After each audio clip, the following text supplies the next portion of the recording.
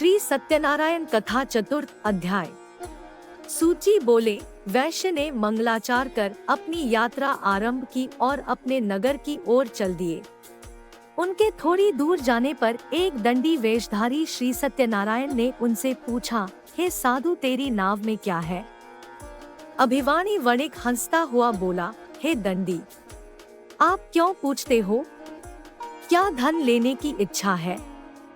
मेरी नाव में तो बेल व पत्ते भरे हुए हैं। वैश्य के कठोर वचन सुन भगवान बोले, तुम्हारा वचन सत्य हो। दंडी से वचन कह वहां से दूर चले गए। कुछ दूर जाकर समुद्र के किनारे बैठ गए। दंडी के जाने के बाद साधु वैश्य ने नित्य क्रिया के पश्चात नाव को ऊंची उठते देखकर अचंभा माना और नाव में बेल पत्ते आदि देख वह मूर्छित हो जमीन पर गिर पड़ा। मूर्छा खुलने पर वह अत्यंत शोक में डूब गया। तब उसका दामाद बोला कि आप शोक ना मनाएं, यह दंडी का शाप है, इसलिए हमें उनकी शरण में जाना चाहिए, तभी हमारी मनोकामना पूरी होगी। दामाद की बात सुनकर वह दंडी के पास पहुंचा और अत्यंत भक्तिभाव नमस्कार करके बोला, मैंने आपसे जो असत्य वचन कहे थे उनके लिए मुझे क्षमा दे। सा कहकर महान शोकातुर हो रोने लगा। तब दंडी भगवान बोले, हे वणिक पुत्र, मेरी आज्ञा से बार बार तुम्हें दुख प्राप्त हुआ है। तू मेरी पूजा से विमुख हुआ। साधु बोला, हे भगवान, आपकी माया से ब्रह्मा आदि देवता भी आपके रूप को नहीं जानते, तब मैं अज्ञानी कैसे जान सकता हूँ? आप प्रसन्न होइए, अब मैं सामर्थ्य के अनुसार आपकी पूजा करूँगा। मेरी रक्षा करो और पहले के समान नौका में धन भर दो। साधु वैश्य के भक्तिपूर्वक वचन सुनकर भगवान प्रसन्न हो गए और उसकी इच्छानुसार वरदान देकर अंतर्धान हो गए।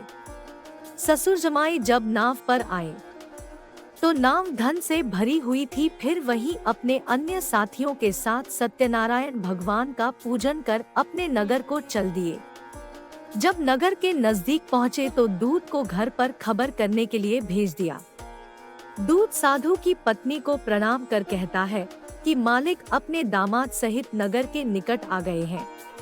ये बात सुन साधु की पत्नी लीलावती ने बड़े हर्ष के साथ सत्यनारायण भगवान का पूजन कर अपनी पुत्री कलावती से कहा कि मैं अपने पति के दर्शन को जाती हूँ, तू कार्य पूर्ण कर शीघ्र आ जा।